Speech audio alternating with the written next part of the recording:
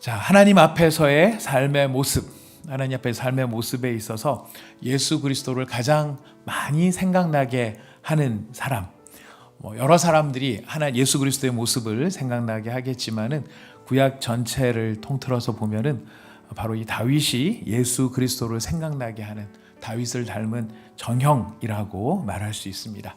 어떤 면에서 그러냐면 다윗은 굉장히 분명한 사람입니다. 어떤 면에서 분명하냐면 하나님의 적에 대해서 갖는 태도와 또 하나님께서 하나님을 찾고 하나님을 인정하는 사람에 대한 태도가 굉장히 분명하다는 것입니다. 여러분, 다윗은 무조건적인 자비를 가진 사람은 아닙니다. 여러분, 사무엘하 8장 2절 또 5절을 한번 2절을 먼저 볼까요? 바로 앞장인데요. 사무엘하 8장 2절을 보겠습니다. 같이 읽어봅시다. 시작.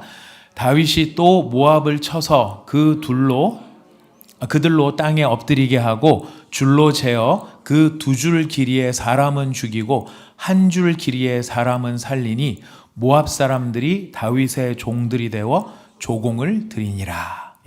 모압 사람들에 대해서 지금 다윗이 어떤 조치를 취하고 있습니까? 일정한 길이의 줄을 가져다가 그 줄이 2개가 될 만한 사람은 죽이고 그 줄 길이가 하나가 되는 사람은 살리고. 무슨 말일까요? 키 큰 사람, 고은지 집사님과 저는 죽고 고은지 집사님과 저는 죽고 나머지 분들은 살고. 가만히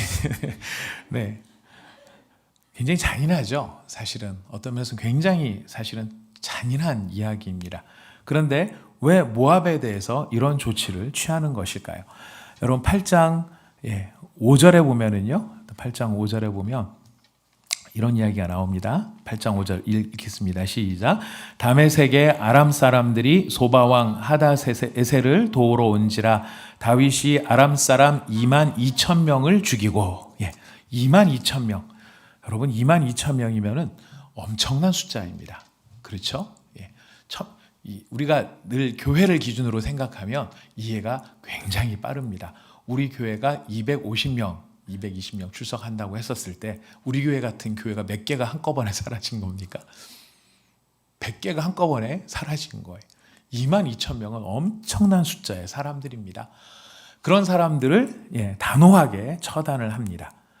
다윗이 무슨 사람을 죽이는 일에 무슨 재미가 들려서 그러는 것이 아니고요. 다윗이 이 모든 일을 행할 때의 기준이 있습니다. 모든 기준은 무엇일까요? 하나님의 말씀이에요. 이 모압이나 아람의 경우에는 하나님 앞에 적으로 규정되어 있는 사람입니다. 하나님께서 진멸하라 말한 족속들입니다.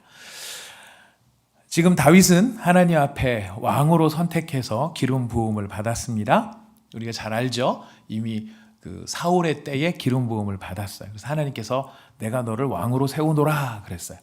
그러면은 왕으로 기름 부음 받은 다윗이 그때부터 가만히 앉아서 하나님이 나를 왕으로 세워주셨으니까 언젠가 왕이 되겠지 하고 가만히 기다린 것이 아니었습니다. 다윗의 생애는 굉장히 고달픈 생애죠. 누구보다도 고달픈 생애를 살았습니다. 그 고달픈 생애를 치열하게 살았습니다. 가만히 앉아 있을 수가 없는 인생이었습니다. 근데 자기가 왕이 되기 위해서 몸부림친 인생도 아닙니다. 다윗의 고단함은 어디에서 비롯된 것일까요? 차라리 다윗이 스스로 왕이 되려고 했었더라면 덜 고단했을 수도 있습니다. 지난 주일에 살펴본 것처럼 2번의 기회를 가질 필요도 없이 한 번의 기회로 사울을 처단할 수도 있었습니다. 다윗이 왕이 되는 게 목적이었다면 다윗은 얼마든지 인간적인 방법으로 더 쉽게 왕이 될 수도 있었을 것입니다. 아니, 쫓겨다니지 않을 수도 있었을 것입니다. 왕궁에 있었을 때 이미 다 반란을 일으킬 수도 있을 만한 일이었을 것입니다. 하지만 다윗은 그렇게 하지 않았죠. 다윗은 때를 기다리죠. 누가 자기를 왕으로 세워주실 때까지, 하나님이 자기를 진짜 왕으로 세워주실 때까지 기다리고 있는 거예요. 근데 기다리기만 한 것이 아니라 그 앞에서 이미 하나님 앞에서는 왕으로서 살기 시작하고 있었습니다. 이제 왕은 하나님이 세우신 왕이 있고 사람들 앞에 인정받는 왕이 있는데 사람들 앞에 인정받지 못했다 할지라도 다윗은 하나님 앞에서의 왕으로 사는 것입니다. 하나님 앞에서의 왕, 가장 중요한 뜻은 하나님의 종으로 산다는 뜻입니다. 그러니까 하나님이 나를 왜 세워주셨나? 하나님이 나를 왜 불러주셨나? 하나님의 뜻을 순종하고 하나님의 뜻을 펼치라고 나를 왕으로 세워주셨다. 그러니까 내가 지금 사람들 앞에서 왕으로 인정받든 인정받지 못하든 내가 하나님 앞에 세움을 받은 왕이라면 나는 지금 누구의 뜻을 따라 살아야 된다? 하나님의 뜻을 살아야 된다. 뜻을 따라 살아야 된다라는 것이. 그런 면에서 지금 모압을 쳐서 징벌하고 아람을 쳐서 징벌하고 이것은 다윗의 개인적인 감정이 아니에요. 하나님이 지시하신 하나님의 지시를 따라 가고 있는 것입니다. 그런 점에서 다윗은 선이 분명한 사람이었어요. 옳고 그름의 기준도 분명한 사람이었어요. 그 분명함의 기준은 무엇입니까? 자기 감정의 문제가 아니고 하나님이 뭐라고 말씀하시느냐라는 것이었습니다. 바로 이런 하나님이 어떻게 보시느냐 하는 관점 안에서 지금 다윗이 무엇을 이제 기억을 하느냐면은 요나단과의 언약을 기억합니다. 우리 여기 수요 예배 오신 분들은 다윗과 요나단이 얼마나 친밀한 관계였고 서로 어떤 언약을 주고받았는지를 잘 아시는 분들이십니다. 하지만 우리가 또 성경을 한번 찾아보는 게 또 의미가 있지 않겠습니까? 사무엘상 20장 14절부터 17절까지 사무엘상 20장 14절부터 17절을 한번 읽어보겠습니다. 사무엘상 20장 14절부터 17절 한번 읽어보겠습니다. 시작. 너는 내가 사는 날 동안에 여호와의 인자하심을 내게 베풀어서 나를 죽지 않게 할 뿐 아니라 여호와께서 너 다윗의 대적들을 지면에서 다 끊어버린 때에도 너는 내 인자함을 내 집에서 영원히 끊어버리지 말라 하고 이에 요나단이 다윗의 집과 언약하기를 여호와께서는 다윗의 대적들을 치실지어다 하니라. 다윗에 대한 우리 왜 나오다 많아요. 좀 기다려 주세요. 네. 자, 다시 읽어봅시다. 시작. 다윗에 대한 요나단의 사랑이 그를 다시 맹세하게 하였으니 이는 자기 생명을 사랑함같이 그를 사랑함이었더라. 그 앞절에 보시면 16절에 뭐라고 나옵니까? 지금 요나단의 이야기예요. 여호와께서는 누구를 치라고요? 그 다윗의 대적의 1번이 누굽니까? 자기 아버지죠. 자기 아버지죠. 그러나 그럼에도 불구하고 지금 요나단은 다윗을 사랑하기 때문에 다윗을 축복하고 있는 것을 보게 됩니다. 그러면서 네가 왕이 될 때에 바로 이와 같이 나와의 맺은 언약을 기억해서 나의 후손들을 네가 잘 돌봐주기를 바란다라고 다윗과 이런 언약을 맺었습니다. 자, 그렇다면 요나단과의 언약을 바로바로 기억을 했어야 되는데 사실 다윗도 굉장히 바빴어요. 그동안에 7년 6개월 동안 유다의 왕이 돼서 굉장히 바쁜 시간을 보냈습니다. 여러분 이거 잘 하나하나 안 찾아봐도 알겠지만 외부의 적들로부터 이스라엘을 보호하고 두 번째 바쁜 일은 흩어진 민심을 수습하기 위해서 다윗이 둘로 나누어져 있는 이스라엘의 마음을 하나로 묶어내기 위해 가지고 정말 굉장한 노력과 헌신을 지금 기울였던 것입니다. 그렇게 긴 시간을 지금 보냈지만 다윗은 요나단과의 언약을 잊어버리질 않았습니다. 이제 그 언약을 지금 베풀어야 될 때가 됐는데 여러분 지금 다윗의 입장이 얼마나 곤란한 입장이라는 걸 우리는 기억합니다. 다윗을 힘들게 하는 사람들은 외부적으로는 적들이었지만 내부적으로는 어떤 사람들이었을까요? 지금 다윗이 분주하게 지내는 이유 가운데 이 다윗이 공격을 많이 받았거든요. 내부에서도 공격을 많이 받았어요. 마음이 흩어져 있었을 뿐만 아니라 흩어진 정도가 아니라 공공연하게 다윗을 공격하는 사람들이 있었습니다. 그 중심에는 누가 있었느냐면은 사울의 집안이 있는 거예요. 사울의 집안이 중심이 되어 있고 사울 집안 중심으로 기득권을 형성을 하고 있었던 사람들이 바로 자기의 기득권을 지키기 위해서 다윗을 굉장히 많이 공격을 한 거예요. 그러니까 다윗의 입장은 지금 어떤 입장이냐면 자신을 공격하는 사울의 집안과 맞서 싸우면서 사울의 아들인 요나단의 후손을 돌봐야 되는 그런 모순적인 입장에 있는 거예요. 차라리 싸그리 닭 해가지고 사울의 집안 뭐 다 그 집안 그냥 해치우면 된다 이렇게 생각하면 훨씬 단순하고 편했겠지만 다윗의 형편은 사울의 집안, 자기를 공격하는 사울의 집안한테 맞으면서도 그거를 끌어안으면서도 또 그 아들 요나단과 맺은 언약을 따라서 그 집안을 보호해야 되는 이런 참 곤란한 지경에 놓여 있었던 거죠. 여러분, 사울의 집안이 얼마나 다윗을 곤란하게 했는지 가장 대표적인 선수가 그의 부인입니다. 그의 부인 이름이 미갈이죠. 예루살렘에 하나님의 언약궤가 들어오는 날 다윗을 정신적으로 제일 많이 압박했던 사람이 누구예요? 미갈이었어요. 사울의 집안이었던 거예요. 바로 이런 처지에 지금 다윗이 놓여 있는 것입니다.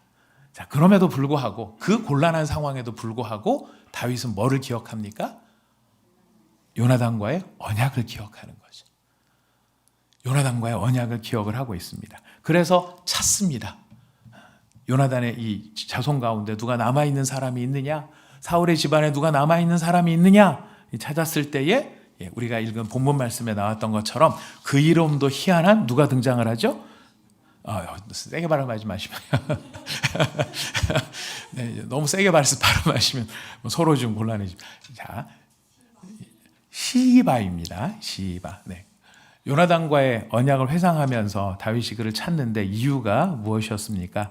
9장 1절에 여러분들이 읽으셨어요. 자, 9장 1절 읽어봅시다. 시작. 다윗이 이르되 사울의 집에 아직도 남은 사람이 있느냐? 내가 요나단으로 말미암아 그 사람에게 은총을 베풀리라. 뭘 하려고 지금 찾는 거예요?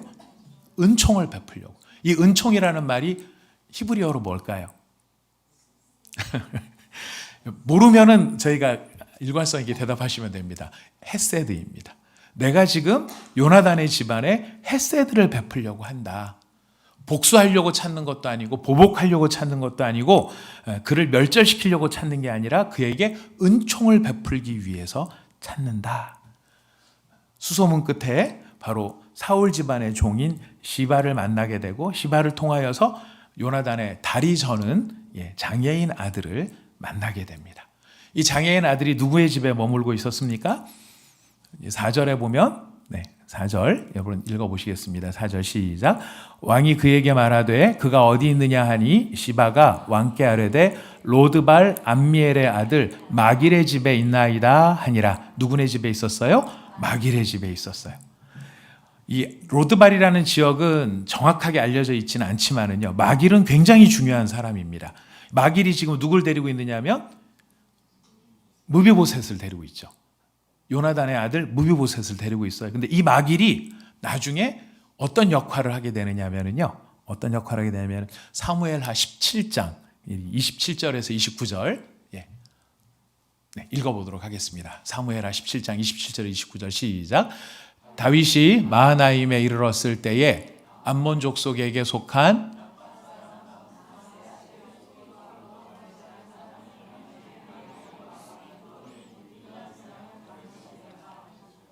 바르실레가 등장을 하죠. 어떤 일을 합니까? 계속 나와주세요.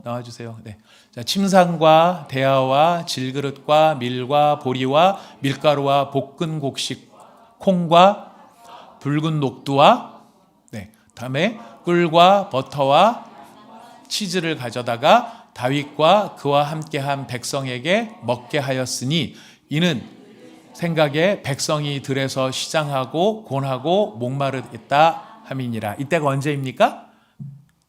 다윗이 압살롬에게 쫓겨서 광야로 도망간 때, 아무것도 갖고 나오지 못하고 몸 하나만 딸랑 건져서 나와서 야밤도주한 상황이에요. 아무것도 광야에 먹을 것도 없는 상황에 지금 누가 이걸 갖고 오죠? 마길. 바르실레는 우리가 많이 들었습니다. 바르실레도 갖고 왔지만 누가 또 등장을 해요? 마길도 등장하는 거예요. 지금 우리가 앞에서 봤던 이 마길이 그냥 마길이라는 사람이 그때 한 번 등장하는 게 아니라 요나단의 아들 무비보셋에게도 긍휼을 베푸는 사람이었지만은 그가 또 누구에게도 긍휼을 베풀어요? 다윗에게도 필요할 때 긍휼을 베푸는 사람. 약자에 대한 긍휼과 배려를 할 줄 아는, 그러니까 이 요나단의 아들이라는 것도 알고 사울의 집안이라는 거 알고 있고 얘를 내가 데리고 있다는 것을 다윗이 안다면 칭찬을 받을까요? 아니면 책망을 받을까요? 정치적으로 보면 책망받을 위험성이 커지죠. 어떻게 사울의 집안 애를 네가 지금 보호해주게 무슨 생각을 하는 거냐? 아마 추궁을 받았을지도 몰라요. 네가 지금 얘를 데리고 있는 이유가 나중에 혹시 기회가 되면 뭐 어떻게 한 자리 차지해보려고 그러는 거냐? 이런 식의 오해를 받을 수도 있는 그런 입장인데도 불구하고 이 마길이 누구를 지금 보호하고 있느냐면 무비보셋을 보호하고 있는 거예요. 그런데 또 이 마길이 다윗이 이제 압살롬에게 막 쫓겨나가지고 막 도망을 다닐 때 우리가 그 상황을 잘 알지 않습니까? 다윗이 오늘 죽을지 내일 죽을지 모르는 위급한 상황이에요. 자, 그렇다면 사리에 밝고 이해에 밝고 이익에 밝은 사람이라면 눈치를 계속 볼 겁니다. 누가 이길 것이냐? 압살롬이 이길 것이냐? 다윗이 이길 것이냐? 패를 잘 써야 되겠죠. 잘못 썼다가는 집안이 망할 수도 있습니다. 근데 마길은 어떻게 합니까? 그런 것에 구애받지 않는 거예요. 약한 사람을 돌보는 거예요. 내한테 나중에 어떤 일이 벌어질 것인가에 대해서 따지지 아니하고 지금 뭘 돌봐야 되고 어떻게 해야 되느냐에 대해서 선이 분명했던 사람이에요. 할 만하면 하고 안 할 만하면 안 하고 이런 것이 아니라 분명히 하나님 앞에서 무엇이 옳은가라고 하는 것에 대한 관점이 분명하면 그 길을 갔었던 사람이라는 것을 알 수 있습니다. 이런 사람이 여기 이제 등장을 했어요. 마길이 요나단의 아들 무비보셋을 데리고 있었습니다. 근데 참 재밌는 건 무비보셋의 이름 뜻입니다. 무비보셋이 무슨 뜻이냐면 원뜻은 수치 파괴자라는 뜻인데요. 수치 파괴자라는 말이 이게 수치라는 말이 뭐를 암시하느냐면은 바알을 암시하는 말로 성경학자들은 풀이를 합니다. 그러니까 바알 파괴자라는 뜻이에요. 왜 하필이면 무비보셋 요나단이 자기 아들 이름을 바알 파괴자라고 하는 이름을 붙였는가 하면은요. 요나단의 아버지가 사울이죠. 이 사울의 아들 가운데 이스보셋이라는 사람이 있습니다. 이스보셋이 무슨 뜻이냐면 바알의 사람이라는 뜻이에요. 사울이 자기 아들의 이름을 바알의 사람이라고 붙인 거예요. 사울의 종교성과 신앙의 정체성을 우리가 좀 들여다볼 수 있는 대목이죠. 요나단은 아버지가 자기 형제한테 쟤는 바알의 사람이다 이렇게 붙여주니까 그런 아버지의 행태가 싫은 거예요. 그래서 보라는 듯이 자기 아들 이름을 뭐라고 붙여요? 바알 파괴자라고 이름을 붙이는 거예요. 여러분 이게 요나단의 이 지조가 보통이 아니다라는 것을 알 수 있습니다. 하여튼 여기 나오는 사람 다 강성이에요. 굉장한 강성이에요. 자, 그런데 바로 이 무비보셋을 대하는 다윗의 모습은 사실 굉장히 정치적으로도 복잡하고 가까이 두어도 사실은 큰 도움도 안 돼요. 절름발이에다가 양쪽 발을 다 저는 사람에다가 오히려 잘못 키우면 호랑이 새끼를 키울 수도 있는 일이 되는 거예요. 자, 그러나 다윗은 그 모든 것에 손익을 따지지 않습니다. 이익이 될까 손해가 될까 따지지 않습니다. 다윗이 생각하는 건 뭐밖에 없을까요? 요나단밖에 없는 거죠. 요나단과 더불어 더 중요한 건 뭐냐면 요나단과 맺은 언약인데 언약을 누구 앞에서 맺은 언약이에요? 하나님 앞에서 맺은 언약. 사람들이 나한테 뭐라고 얘기할지 앞으로 이 일이 어떻게 변하게 될지 이렇게 돼서 어떤 곤란함이 나한테 돌아올지 그런 것에 대해서 계산한 것이 아니라 내가 약속했으면 약속대로 한다. 특히 누구 앞에서 한 약속이라면? 하나님 앞에서 한 약속이라면. 하나님 앞에서 한 약속이라면 나는 그 약속대로 간다. 이것이 무비보셋을 대하는 다윗의 모습이라는 것입니다. 그런데 이런 다윗의 의도와는 상관없이 다윗이 사울의 집안 사람을 찾는다 이런 이야기가 퍼졌다면 그때 사울의 집안 사람들의 심정은 어떠했을까요? 두근두근 거렸겠죠. 왜요? 그렇죠. 다윗이 우리를 왜 찾을까? 찾는 이유는 뻔한 거예요. 왜냐하면 당시에 고대 근동 지방에 있어서는 이전에 왕이 있었을 때 그 왕을 몰아내고 새 왕조가 들어서면 이전 왕조의 사람들은 가족들까지 전부 처형하는 것이 관례입니다. 왜 그렇게 합니까? 단순합니다. 명확합니다. 호랑이 새끼를 기르지 않는 거예요. 그러니 당연히 다 죽여도 싼 일인인데 바로 다윗이 지금 점점점 힘을 얻어가면서 사울 집안을 찾는데 그 찾는 걸 보고 얼마나 그 가슴들이 콩닥콩닥 거렸겠느냐라는 거예요. 그러니 다윗이 무비보셋을 만났을 때 첫 번째 말이 무엇입니까? 여러분 기억나십니까? 9장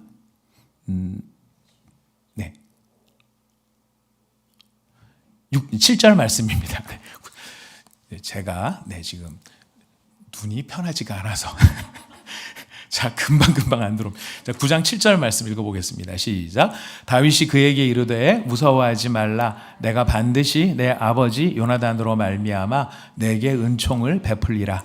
내가 내 할아버지 사울의 모든 밭을 다 내게 도로 주겠고 또 너는 항상 내 상에서 떡을 먹을지니라 하니.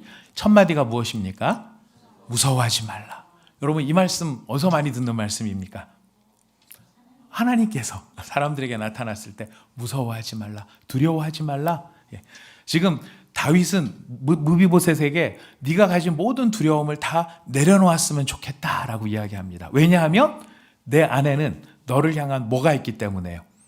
은총을 베풀고 싶은 마음. 이 은총도 헤세드입니다. 한결같습니다. 다윗은 헤세드, 사실은 내가 베풀지 않아도 되는 것이지만은 나는 베풀고 싶다. 너를 잘 대해주고 싶다. 이것이 다윗이 가진 중심이었다라는 거예요. 뭐를 하든지 헤세드를 베풀고 싶은. 그래서 두 가지 자비를 베풀어 주죠. 첫 번째는 사울 왕이 소유했던 모든 땅을 그에게 돌려줍니다. 무비보셋이 살아가는데 아무런 어려움이 없도록 마길의 집에 나와서도 혼자서 얼마든지 살 수 있도록 만들어주는 거예요. 근데 여러분 이게 똑똑한 행동일까요? 아니면 어리석은 행동일까요? 사울이 소유했던 땅, 왕으로서 소유했던 땅입니다. 땅이 많았을까요? 적었을까요? 많았을 것 같아요. 왜냐하면 시바라고 하는 그 종이 아들이 15명에 종이 20명이라 그래요. 35명이 경작을. 근데 35명만 아니라 거기에 딸려있는 식구들이 또 있거든요. 시바는 종인데도 종이 또 종을 데리고 있어요. 이렇게 부유한 종들이에요. 이런 사람들이 다 달라붙어서 경작을 할 만큼 굉장히 넓은 땅이에요. 여러분 여기에서 추수를 많이 하고 경작을 잘해서 잘 팔면 뭐가 생길까요? 돈이 생기죠. 돈이 많이 쌓이면은 그 돈이 무엇으로 활용될 가능성이 높겠습니까? 옆에서 깔짝거리는 사람들이 생기겠죠. 야, 너는 이거 갖고 만족하냐? 네가 원래 니네 아버지가 왕이 돼야 됐을 사람이야. 그러니까 따지고 보면은 네가 사실은 왕이 돼야 될 사람인 거지. 그러니까 너 지금이라도 잘 생각해서 너한테 돈이 있고 하면 군사를 모아봐. 이러는 정치 자금으로 활용될 수 있는 소지가 충분히 있는 그 정도의 재산을 지금 다윗이 무비보셋한테 주는 거예요. 세상의 이치로 보면 똑똑한 겁니까? 어리석은 것입니까? 어리석은 거죠. 왜요? 싹은 떡잎부터 잘라버려라. 이게 세상의 이치인 거예요. 하지만 하나님의 인애, 은총이 무엇인가를 알고 있는 다윗은 능히 기꺼이 무비보셋에게 사울의 땅을 돌려줍니다. 이 사울의 땅은 어디에 있었냐면 기브아에 있었어요. 기브아는 예루살렘에서 5km밖에 안 떨어졌어요. 예루살렘부터 5km밖에 안 떨어진 곳이니까 얼마나 치명적인 곳입니까? 언제든지 뭐든지 무슨 일이든지 벌일 수 있는 곳이지만 다윗은 무비보셋에게 은총을 베풉니다. 여러분 자비를 베풀려면 이렇게 베푸시기를 바랍니다. 네, 아멘. 이렇게 했었을 때 나한테 나중에 뭐가 돌아올 것인가? 이 자비를 베풀었을 때 무비보셋이 나한테 무슨 해코지를 할 게 아닌가? 아니면 무비보셋이 나한테 이런 은혜를 알고 나한테 절절 맬 것인가? 이런 거 다 따져서 내가 돌려받을 이익을 계산하지 않고 내가 당할지도 모를 위험을 무릅쓰고 돕는 것이 바로 다윗이 보여줬던 은총이라는 것이. 두 번째 은총은 무엇입니까? 무비보셋으로 하여금 자기 식탁에 앉게 한 거예요. 자기 자리, 자기 밥상머리에 같이 앉게 만들었던 것입니다. 여러분, 왕의 식탁에 시장님과 대통령까지는 그만두고 대통령까지 그만두고 혹시 겸상해 보신, 여러분 개인적으로 겸상해 보신 최고의 분이 어떤 분이십니까?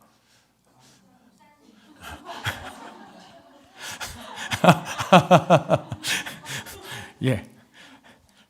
예, 저는 죽은 개만도 못한 존재인데, 예. 우리는 누구랑 같이 밥 먹어봤다, 누구랑 같이 밥 먹어봤다, 누구랑 사진 찍었다, 이게 얼마나 큰 자랑이에요. 예, 여러분, 이 사진첩에 있는 사람 가운데 뭐 연예인 누구랑 사진 찍어본 거, 정치인 누구랑 사진 찍어본 거, 또 무슨 유명한 뭐 학자랑 사진 찍어본 거, 총장님이랑 사진 찍은 거, 어떤 유명한 교회 담임 목사님이랑 사진 찍은 거, 이런 것들이 우리의 자랑이 될지 모르겠어요. 자랑할 만한 일이죠. 왜냐하면 그런 분들한테는 아무나 쉽게 가서 같이 밥 먹자고 밥 먹을 수 있는 일이 아닙니다. 빌 게이츠랑 밥 한 번 먹는데 얼마 들어가죠?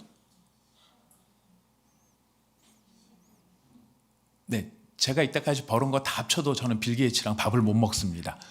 대출도 불가능합니다. 저한테 대출이 나올 수 있는 금액이 아닙니다. 빌 게이츠랑 밥 한 번 먹으려면 그 정도 돼야 돼요. 그만큼 명예로운 자리라는 겁니다. 그런데 이스라엘의 지금 절대적인 권력을 가지고 있는 다윗과 함께 겸상을 한다? 그것도 매일. 그렇게 할 수 있는 사람은 누구밖에 없을까요? 가족들밖에 없는 거예요. 가족들밖에. 이것은 다윗의 고백 가운데도 나와 있습니다. 다윗이 한 아름다운 시편 23편 5절에 보면 뭐라고 되어 있습니까? 주께서 내 원수의 목전에서 내게 상을 차려주시고 기름으로 내 머리에 바르셨다라고 되어 있어요. 주께서 내 원수의 목전에서 차려주신 그 상이 바로 밥상인 걸 우리는 너무 잘 알고 있습니다. 하나님께서 원수들 앞에서 다윗을 세워주시는데 어떻게 세워주시냐면 보란듯이 세워주는 거예요. 이 밥상에 하나님의 식탁에 누가 앉느냐? 다윗을 앉히시는 거예요. 그리고 원수들한테 보라는 듯이 이야기를 하는 겁니다. 얘 내 식구야. 다윗 얘 내 자녀야. 얘는 나랑 같이 밥 먹는 애야. 손가락 하나 까딱 못해. 바로 이런 놀라운 이야기가 원수들의 목전에서 상을 차려주셨다, 이 말 속에 담겨 있는 것입니다. 그런데 다윗이 이런 은총을 누구에게 베풉니까? 무비보셋에게 베푸는 거죠. 이 은총이 얼마나 놀라운 것인지를 누가 아느냐면 무비보셋도 아는 것이에요. 그래서 8절에 이렇게 이야기합니다. 우리 9장 8절 말씀 한번 읽어보겠습니다. 시작. 그가 절하여 이르되 이 종이 무엇이기에 왕께서 죽은 개 같은 나를 돌아보시나이까. 죽은 개 같은 나. 이거는 누가 일찍이 얘기했던 거냐면 다윗이 일찍이 얘기했던 겁니다. 누구한테 얘기했냐면 사울에게 했던 이야기예요. 사울이 자기를 막 쫓아올 때 그 쫓아오는 사울한테 뭐라고 했냐면 어떻게 해서 왕께서 죽은 개 같은 나 같은 존재를 쫓아오십니까? 라고 했었을 때 죽은 개가 등장을 하죠. 이제는 집안이 역전이 된 겁니다. 사울의 집안 자식이 다윗에게 죽은 개 같은 나, 이렇게 표현을 하고 있습니다. 여러분, 이 표현은 그냥 목숨을 연명하기 위한 그 밑에서 아부하고 꼬리를 치는 그런 게 아니고 무비보셋 자신이 알고 있는 거예요. 내가 받고 있는 이 은혜가 얼마나 큰 은혜인가. 내가 지금 다윗한테서 듣고 있는 이 이야기가 얼마나 대단한 이야기인가. 이거를 무비보셋 자신이 알고 있는 것이. 제가 이 말씀을 묵상을 하면서 스스로에게 먼저 이 말씀을 비춰 보지 않을 수가 없었습니다. 지금 다윗이 무비보셋에게 베푸는 헤세드의 은혜, 은총, 여러분, 이 은총은 누구의 은총을 닮아 있느냐면 하나님의 은총을 닮아 있는 것이. 베풀지 않아도 될 자비를 베푸실 뿐만 아니라 원수 같은 존재예요. 무비보셋은 엄밀히 말하면은 다윗 앞에 원수 같은 존재. 그런데 그 원수 같은 존재를 받을 뿐만 아니라 그를 가족으로 삼아주고 내 식탁에서 같이 밥을 먹자고 하고 내가 너에게 가장 좋은 기업을 상급으로 너에게 주겠다라고 말하는 그 은혜가 누구의 은혜입니까? 하나님의 은혜라는 거예요. 하나님이 죄인에게 베풀어 주신 은혜라는 거예요. 그 은혜를 닮았다라는 것입니다. 그 놀라운 은혜를 무비보셋은 알아요. 그러니 다윗을 향해서 정말 고마워하지 않을 수가 없는 겁니다. 근데 제가 비추어 본 건 뭐냐면 이런 은혜를 받은 내가 하나님 앞에 나는 스스로를 어떻게 말하고 있는가? 나는 하나님께서 내게 베풀어 주시는 이 은혜와 인애와 은총이 정말 하나님께서 베풀지 않아도 되는 그런 자비를 나에게 베풀어 주셔서 내가 받지 못할 자비와 은혜를 받고 있기 때문에 그 앞에서 정말 이렇게 감격하며 감동하고 있는가? 저는 하나님 앞에서 회개하고 우리 성도님들 앞에서 회개합니다. 저는 저를 죽은 개로 여기지 않고 사한 개로 여기고 살고 있는 것 같습니다. 조금 웃기라고 한 얘기였는데 적절하지 않았던 것 같습니다. 뭐를 모르냐면은 본질을 모른다라는 거예요. 제가 느끼는 저의 모습이. 이 은혜와 이 은총에 대해서 무비보셋이 쩔쩔매면서 하는 이 다윗에게 이 선처를 어떻게 이런 선처를 저에게 베푸실 수가 있습니까? 라고 하는 그 감격 속에 무비보셋은 있는데 나는 하나님 앞에 하나님이 내게 베풀어 주시는 그 은혜와 은총을 얼마나 귀한 것으로 여기고 내가 받을 자격이 없다는 것을 내가 알고 그 앞에서 감격하고 있는가? 여러분 이런 것들이 진짜 감격하게 된다면 무비보셋이 어떻게 다른 사람들을 대했을까요? 이 진심이 또 무비보셋에 어떻게 나중에 영향을 미칩니까? 나중에 압살롬이 반란을 일으켜서 다윗을 쫓아다녔을 때에 이 은총을 무비보셋이 알죠. 그래서 어떻게 합니까? 그때부터 밥을 절제하고 자기가 수염을 기르고 애통해하는 모습을 보입니다. 사실은 그때가 찬스도 될 수 있어요. 왜냐하면 사울 집안의 다른 사람 시므이라고 하는 사람은 다윗을 쫓아오면서 욕을 하거든요.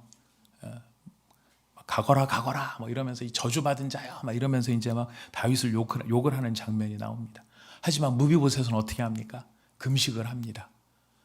여러분 이 행동이 나중에 압살롬이 왕권을 차지했을 때 이런 행동을 알았다면 이 무비보셋은 처형 1순위입니다.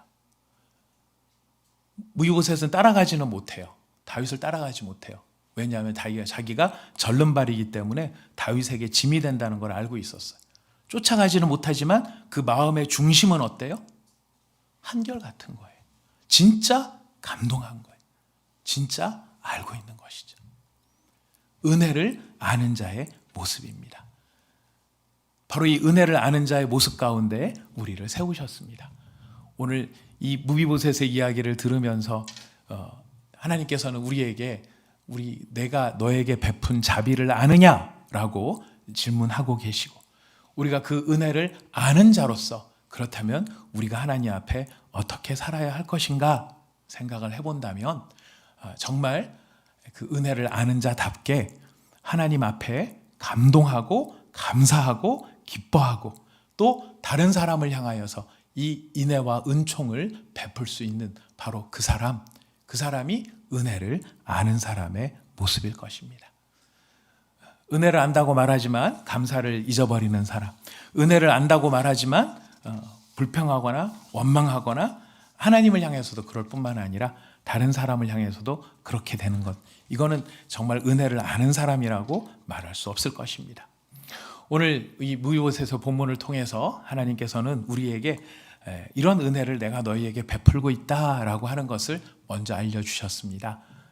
이런 은혜를 받을 자격이 없지만 무비보셋이 이런 은혜를 받을 자격이 없지만 자격이 없음에도 불구하고 다윗이 그 겸상을 하게 한 것처럼 우리를 하나님의 자녀로 삼으시고 하나님의 패밀리로 삼으시고 하나님의 식탁에서 함께 식사하는 사람으로 삼아주셨다 우리에게 말씀해주고 계십니다. 먼저 바라옵기는 이 명예가 얼마나 크고 놀라운 명예와 은총인지 우리가 좀 알고 까무러치는 은혜가 있기를 축복하겠습니다. 그리고 두 번째는 그 은총이 너무나 큰 거를 알고 까무러칠 만하기 때문에 그 은총을 받은 자답게 하나님 앞에서 반응하며 살아갈 수 있는 그런 저희가 될 수 있기를 원합니다. 우리 함께 같이 기도하도록 하겠습니다. 네, 오늘 우리가 말씀을 묵상을 하면서 참 어떻게 보면은 뭐 그런가 보다 하고 지나갈 수 있는 모습이지만 다윗의 모습을 통하여서는 이 모든 사람들의 이야기, 뭐 손익계산서 이거를 했을 때 어떻게 나한테 돌아올까 따지지 아니하고 하나님 앞에 맺은 언약이라고 하면 그것이 나에게 유리하든 불리하든 그것을 떠나 하나님 앞에서 그 약속 앞에 신실할 수 있는, 진실할 수 있는 한결같음이 우리에게 있어야 한다는 걸 우리가 기억하게 됩니다. 사랑하는 여러분, 우리는 참 많은 약속을 하나님 앞에 했다는 것 기억하고 계시나요? 우리는 학습받을 때도 서약을 했고요. 모든 회중들 앞에 손을 들고 서약을 했고요. 세례를 받을 때도 하나님 앞에 서약을 했습니다. 여러분, 어떤 서약들이 기억이 나십니까? 세례 받을 때 하셨던 서약 뭐가 기억이 나십니까? 우리가 기억을 못해서 못 지키는 건 아닌가 싶습니다. 우리가 세례를 받을 때도 분명히 하나님 앞에서 손들고 서약한 게 있습니다. 나는 정말 죽을 수밖에 없는 죄인이라는 사실을 인정하고 나를 구원해 주신 예수 그리스도를 내가 믿고 그를 믿고 따르기 때문에 내가 언제나 예수 그리스도를 배반하지 아니하겠다라는 것, 그리고 모든 교회의 질서와 모든 교회의 우리가 감당해야 될 책무를 기꺼이 감당하겠다라고 우리는 약속을 했습니다. 근데 우리가 그런 약속을 기억을 잘 못하죠. 그뿐만 아니라 우리는 개인적으로도 많은 약속을 했는지 모릅니다. 하나님, 저한테 이런 문제만 해결해 주시면 제가 어떻게 살겠습니다. 하나님, 제가 이런 것에 대해 하나님이 응답해 주신다면 제가 남아있는 생애를 하나님 앞에 이렇게 살겠습니다. 우리가 분명히 하나님 앞에 약속한 것이 있을 것입니다. 여러분, 그 약속을 기억하십니까? 기억하실 수 있기를 바라겠습니다. 하나님 앞에서 한 약속은 가벼운 것이 아니죠. 다윗은 하나님 앞에서 했던 그 약속을 기억을 하고 사람들이 뭐라고 하든 뭐라고 하지 않든 뭐라고 판단을 하든지 상관없이 하나님 앞에서 그 약속을 이행하고 있다는 걸 우리는 기억해야 할 것입니다. 이것이 하나님을 우리가 바르게 경외하는 모습입니다. 이 시간 우리가 함께 기도할 때에 하나님, 우리가 정말 하나님을 사랑하는 자로서 하나님을 가볍게 여기지 아니하고 하나님 앞에서 진실되이 살기를 원합니다. 그렇게 하기 위하여서 먼저 이 다윗의 모습처럼 하나님 앞에서 행한 약속이 있다면 그 약속을 분명히 기억하고 마음에 품고 하나님 앞에 그 약속을 지키기 위해서 애쓸 수 있는 신실함이 우리에게 있게 하여 주시옵소서. 하나님을 향한 신실함의 회복을 놓고 먼저 기도하시도록 하겠습니다.